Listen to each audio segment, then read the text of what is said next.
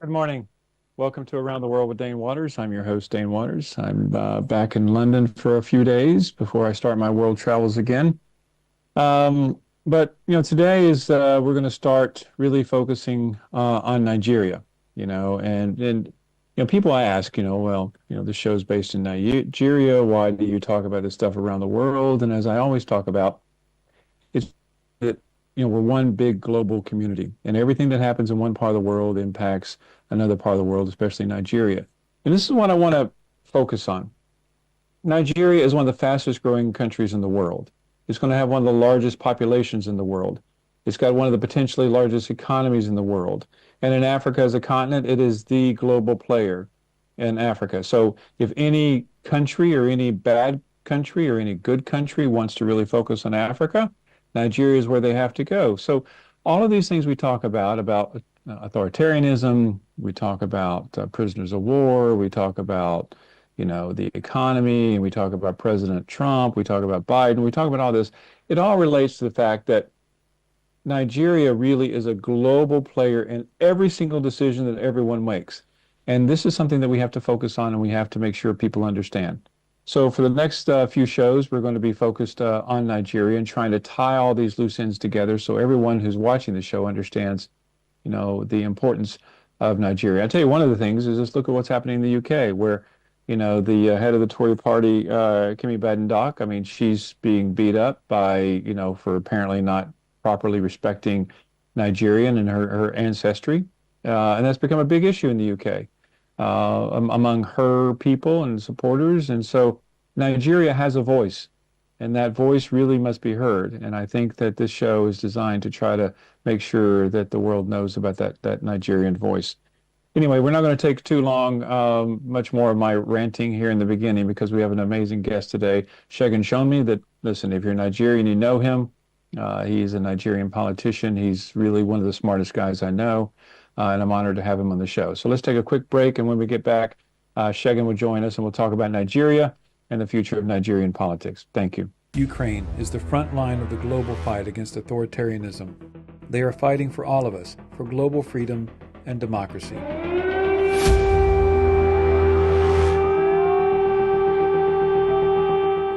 But the war won't be won just on the battlefield. We must support the children, the parents, the wives, the medical professionals, the POWs, the local and regional governments, and the soldiers who have all suffered from the evil of authoritarianism.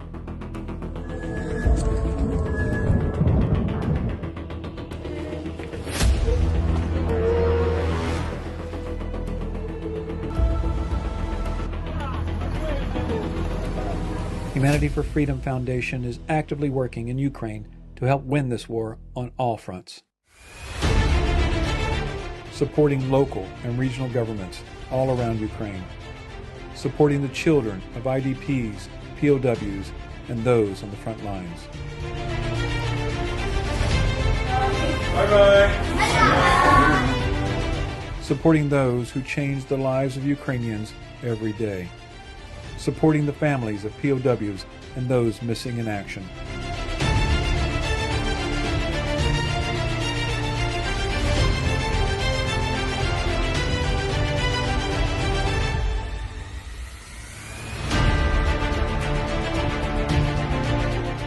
Supporting regional and military hospitals with specialized equipment for those who have suffered from the war.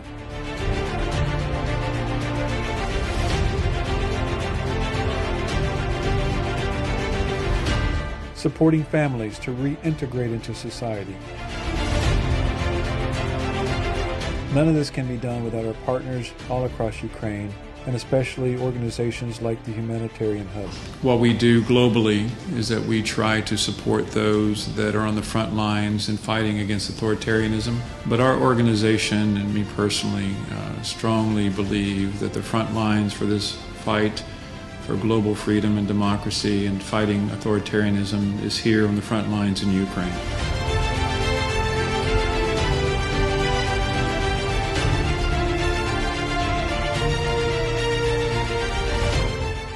By uniting together, we can win this war. Ukraine's victory is the world's victory. Welcome back to Around the World with Dane Waters. I'm your host, Dane Waters. And listen, today is a special day. We have the two smartest bald men in the world coming to you today to chat with you. You know, one from London, one from Nigeria. Listen, they say, Segun, correct me if I'm wrong, don't they say that people who are bald are the smartest people in the world? Don't they say that? Yeah, let's say that. Let's say that. And we have to Yeah, prove a on this show today, we have to prove that they're right. Okay, so. Okay. Anyway, so I introduced you before the break. Segun and I have known each other for, well, a long time, actually. He's one of the smartest guys I know. And when it comes to Nigerian politics, not just Nigerian politics, but politics around the world, he's one of the smartest guys that I know. And the show, what we do, we talk about around the world. But now, today, what we're going to do is we're going to bring it all back home to Nigeria. And Segun is the guy to bring it back home. Nice. That's your second home, Dane. You're like a Nigerian if you want it. Listen, I'm ready to come back. I am, just need to find, Okay, I hear you. I need a Nigerian bride. Okay, can you arrange a Nigerian bride and I'll come back? Tell me your specs. You like them big and you like them skinny. Listen, at my age, I'm not picky at all. So, anyway. So let's get started here. Well, it's great to see you. Today we want to talk about Nigerian politics, as we know about PDP, we know about APC, we know about all this kind of stuff. So what I want to start with is that, honestly, what is your perception of the current state of Nigerian politics? Is it a good shape, bad shape? What do you think? I think it is an evolving shape.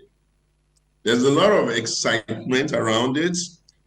Typically, when we started out in 1998, we had only one national party called PDP, my party. And then by 2015, we had a second national party, which is the APC, now the party in government. And by 2022, 2023, we had even a third national movement, which is called the Obedient Movement. So what I see is that the Nigerian democracy is morphing a little bit differently, unlike others. Other parties are happy to just stay in one party and build their party, but the Nigerian democracy, I think they have interpreted the political party to be just election vehicles, and only a few of us have a lot of strong tenacity to them. And I think that the expectations from government is also impacting how people participate in the democracy.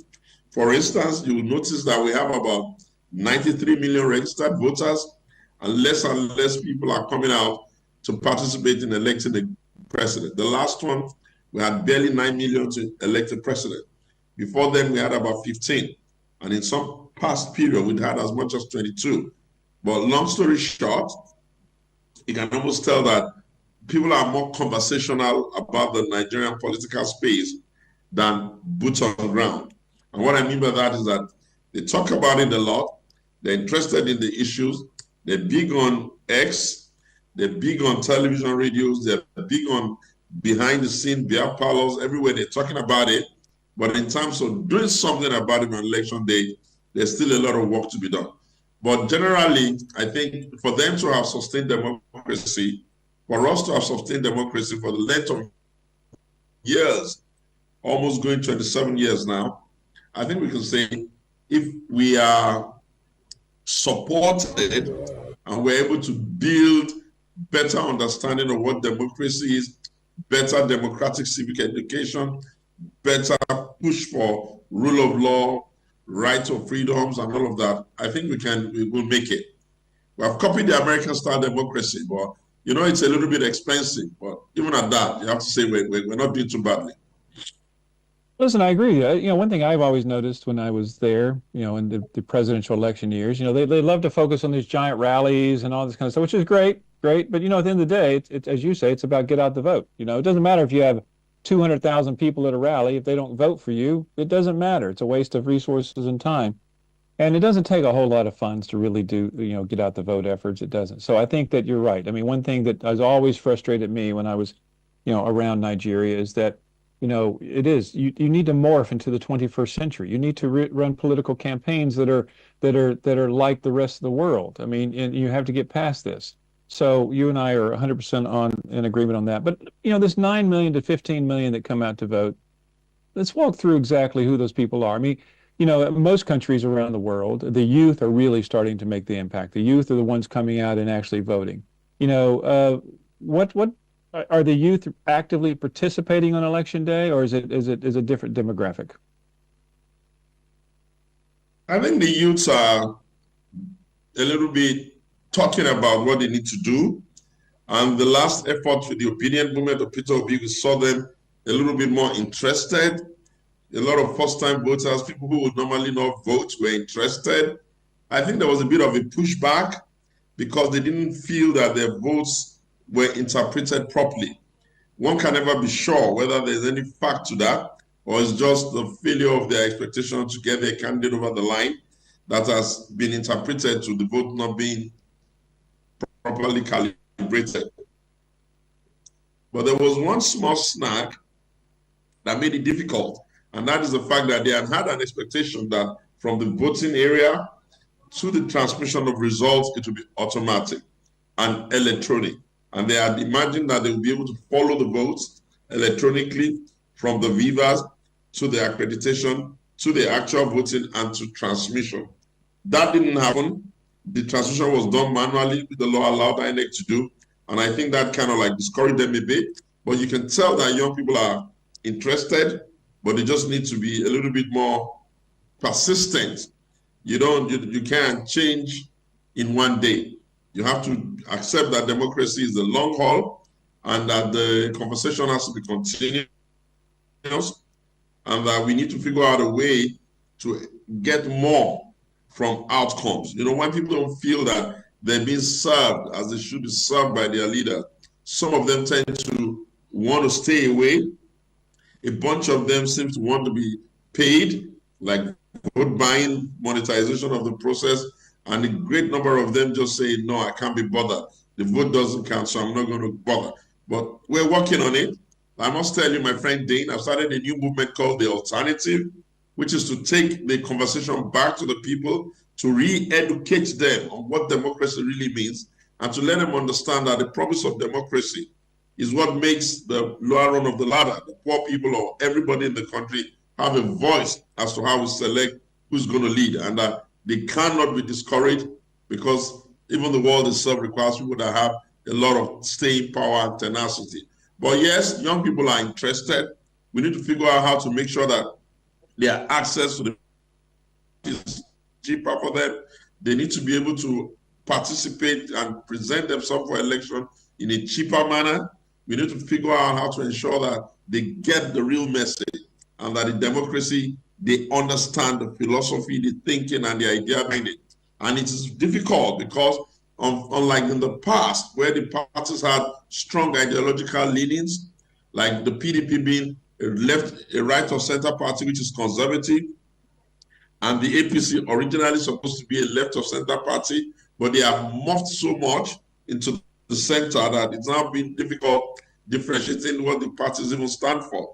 And if you recall, Dane, the last campaigns of the three candidates, they were speaking neoliberal policy, almost the same thing in different ways. And they were regurgitating the same idea, I'm going to remove subsidy, I'm going to float the naira, and therefore it was a little bit confusing for the electorate, they couldn't really pick. And we're trying as hard as possible not to be, democracy cannot be a cult of one human's personality, you get? Yeah. But if we don't work very hard, it may stick like that. It's always be PDP say, oh, Atiku, and by APC say, oh, Tinu.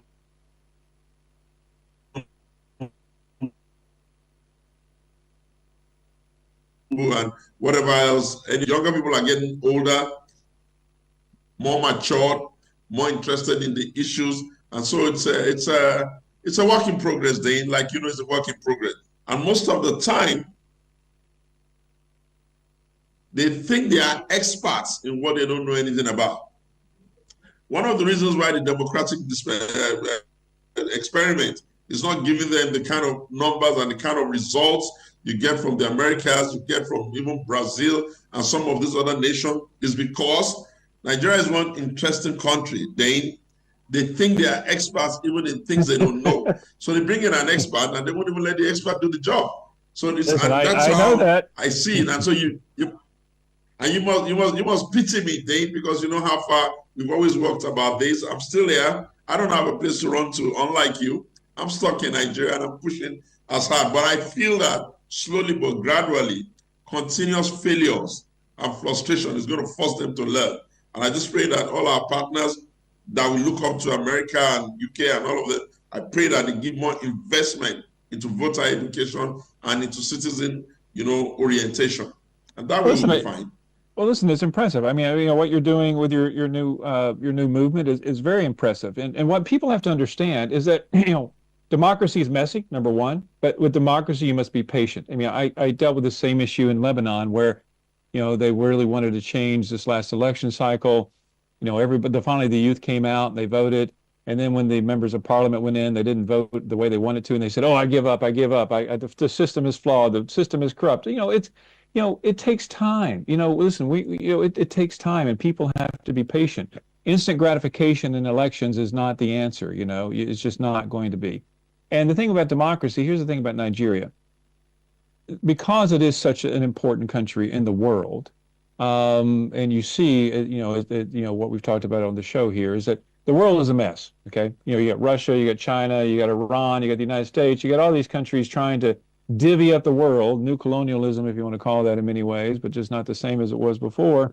Nigeria's in their crosshairs. And so it's important, more so now than ever, that democracy be as strong as possible in Nigeria before all these bad actors come in and start trying to manipulate everything. And then Nigeria, before we know it, will be run by people who clearly don't care about democracy, who want to take Nigeria back to an autocratic rule, and it will be a mess for everybody. So it is something that we have to work on. So tell me a little bit more about your movement. I mean, we have the new election. Well, not a new election. What, 3 years is the next election? 2 years? When's the next election there? 3 years? 2 years plus. 2 years plus. So what is your goal for, this movement? Is it designed to help get voter turnout? Is it help to help people understand the importance of participation, or what's your goal? Dane, there are about 4 things that I'm thinking about.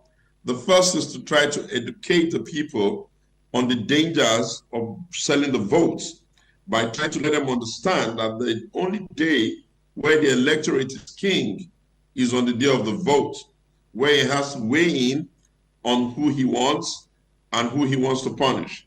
And to try and tell them that selling that for the pittance they sell it is a very bad deal. The second thing is that I'm trying to beg them not to give up on democracy and not say, oh, we're done. Like you can see what's happening in Mali. You can see what happened in all of our borders. Most of them now going back to military dictatorship because people are just feeling frustrated that they're not properly served. I want to try and let them understand that a problem that 200 people can't solve will not be solved by only 5 yappity-yap military officers. So that's the other one I'm trying to let them understand is that at the end of the day, all that really matters is for you to ask the right questions on time. It's not enough for people to come on the table with cliches, oh, change, oh, renewed hope, and all of those cliches without you digging deep to ask a question. And the reason why that is so, Dane, is because I found out that they will do kumbaya for a leader today, and 30 minutes, 40 minutes, 3 months afterwards, they're very upset with him. And it always seems that in Nigeria, they love the president that they said they hated, immediately a new one comes on board. So they didn't like Obasanjo, then they wanted Jonathan. Then they didn't want Jonathan, they wanted Obasanjo back. Then they wanted Jonathan, then they didn't like Jonathan, they wanted Buhari. Then they got Buhari, they wanted Jonathan back. Then they didn't like Buhari, they wanted Tinubu. Now they don't want Tinubu, they want Buhari back. So I see that the major challenge for that is that they don't ask the questions before the day of the vote. So it's like they're listening to the cliche without even interrogating the how, the why, the when, and what's the need for them. I'm trying to do that. And then the most important reason is that I'm trying to let them understand, if you have not loved and not appreciated the people we brought for you as your leaders, now you do the extra work of finding us who the candidates you want.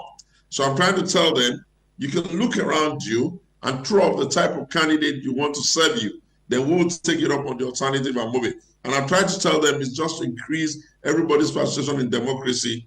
And then obviously at the right time, we'll see we're doing the polling.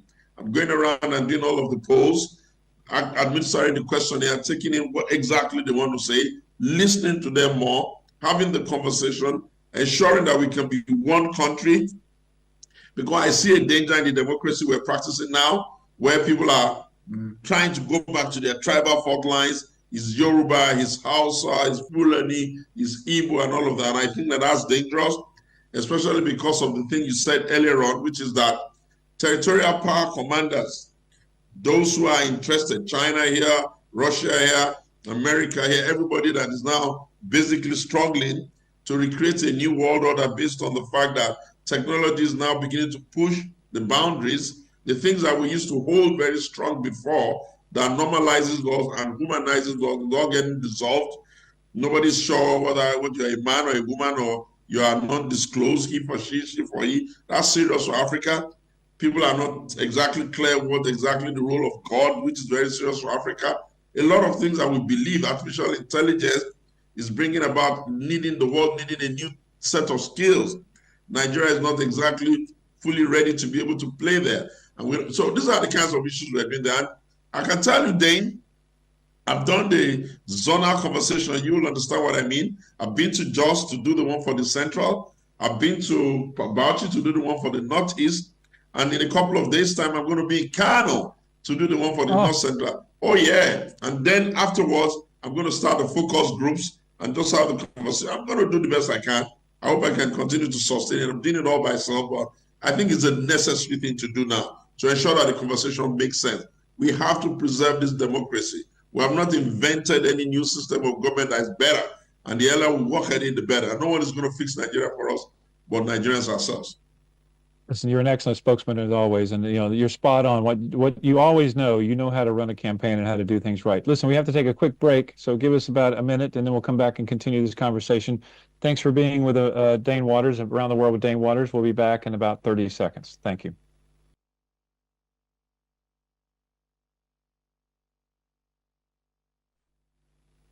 Welcome back to Around the World with Dane Waters. I'm your host, Dane Waters, and as we've talked about, I'm very honored to be here with Segun Showunmi. He's a Nigerian politician. He's I don't even, listen, calling him a Nigerian politician, I don't necessarily think is the best thing to call him because, he really is smarter than that.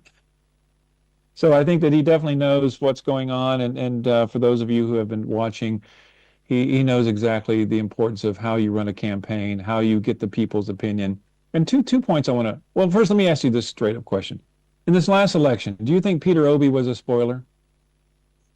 No, I think that if you know the history of our people and the history of our country, we started the country with 3 zones: the Igbo people with their zone, the Yoruba people with their zones, and then the Hausa people with their zones. Over and above the time, we began to change the structure to states, and now we have 36 plus 1 state, 37 Abuja, and we have 6 zonal structure. And in the democracy, the southeastern zone where Peter Obi comes from have never been able to produce presidents somehow. The Yorubas, this is southwestern zone where Tinubu and Buhari and Obasanjo comes from, had that problem until Obasanjo came on board. And the House of Fulani, obviously, they have the ability to be able to produce Buharis from there. So there was a great desire for them to also push their best effort. And luckily, Peter was able to go around talking about what he needed to talk about, and a great number of people who ordinarily would not vote were able to push him. He was younger than most of the other 2 candidates. He seemed to be a bit more contemporary. He said not much. He was just playing with cliché, but it didn't matter. At that level, they just followed him. So if you say was he a spoiler? I don't agree. I think that it's all part of the evolution and the metamorphosis of our democracy. Thanks to Peter, nobody can ignore his place now, where he comes from. No one can do political calculation and say, what are the Igbos bringing to the table? We now know that if they're determined, they can bring good numbers. And no one can ignore Peter himself, because after the election, he seems to have been all over the place, putting himself out there. You know how we created Peter. You remember how we made him deputy governor. You remember how we had to train him.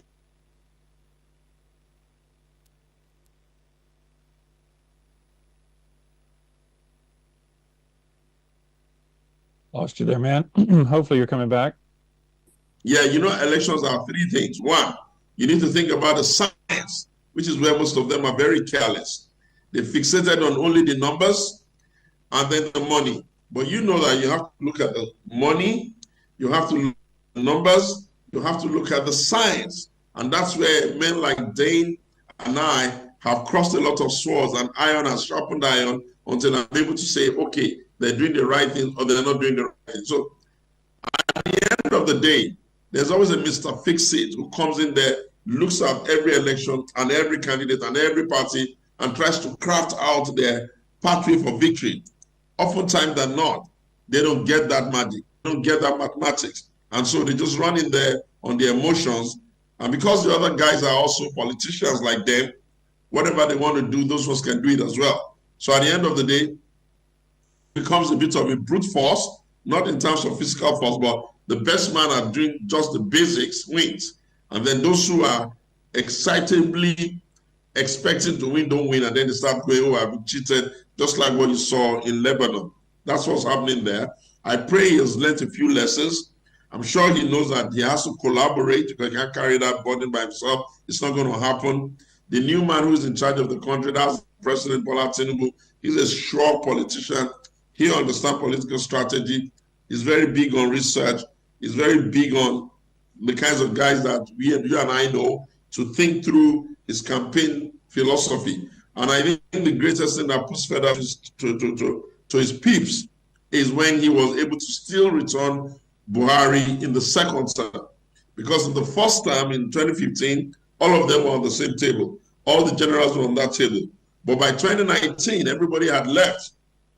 And they were with Atiku. And you had a thing or two to do with that campaign. And in spite of that, Bola Tinubu still stayed with Buhari, and they still were able to tip over. So you kind of like say, oh, that's not the kind of guy you go into an election with and start thinking, oh, it's easy to defeat. Bola Tinubu is a bit like the Donald Trump of Nigeria. It's not very easy to defeat. You need to really be working very hard. You really need to know your onions if you're going to defeat him. But what I fear happening is that most of our friends, you and I, the ones we know, are too set in their ways. They're very lazy. They don't want to put in the hard work. They're looking for miracles, and I don't play like that. Well, listen, I want to point out that. I mean, what happens, what I've noticed in Nigeria, listen, I saw it in Ghana during the presidential election there. You know, I went over there for a couple of meetings, and great people. They're very nice people, but they live in their own little echo chamber. They think, oh, well, I know what the people want. I know what that's the problem. That's always I the know, problem. you know, I'm going to create this tagline, you know, to sell to the people because it sounds good to me. And I'm like, listen, everyone, you're in your own echo chamber. You got all these voters out there. You need to listen to these voters. And you listen, you're spot on. You're going around the country. You're talking to people. You're trying to figure out what's going on, and that's what these campaigns need to do. And this is, you know, the only way you're going to win an election in any country, especially in a country like Nigeria, is that you do your research. You understand what the people want, even though it may not be what you believe. It doesn't matter what you believe because you're voting for yourself. You need to get all those other voters. So listen, sadly, we have to go here. I love our conversations. I want to continue this. And after the first of the year, I'd love to have you back on. Let's take a deeper dive into this. I may even come to Nigeria and we'll do it in studio. And what do you think, man? That would be lovely. Otherwise, I might even come into London and we may just do. But Dane, before you run off, what do you think is going to happen with the United States when Trump comes on board? Will democracy be helped or will democracy be broken? Oh my God, it's a good question. I think that Trump is going to definitely shake things up. Now, is it for the better or the worse? Depends on your political philosophy, but he's going to shake things up. And so I think, listen, America as a democracy is strong enough to survive no matter what happens over the next 4 years. We will survive. It may be nasty. I mean, listen, he could be the greatest thing in the world. Who knows? I mean, you know, I'm not necessarily a Donald Trump fan, but you know, we'll see the proof. But you know, I'm a Donald Trump fan, right? You know, I like the energy. I know. Listen, you are just, you know, listen, you're the epiphany of Donald Trump, okay? You're the Nigerian version of Donald Trump. And listen, but the thing with you is that, you know, you want to shake the tree, and shaking the tree is good. So we'll see how that happens. We'll see what happens in the United States. But my other issue is that globally, I mean, you know, we just talked about, I know we have to go here, but the influence of countries like America, the UK, Russia, China, Iran are very important to a country like Nigeria. And so Absolutely. what happens internal to the United States is one thing, but what America does to help countries like Nigeria is very, very critical. And I think that's going to be the defining moment about democracy around the world, is that what the influence of America, you know, we've been absent, you know, in our responsibility globally. I think so too. We'll get that back. Yeah. So listen, it's great seeing you. Always great. You look great. You sound great. And good luck with all your efforts, and we'll talk soon. Anyway, thanks for being with Dane Waters, Around the World with Dane Waters. We'll see you next Tuesday. Thank you. All right. Have fun.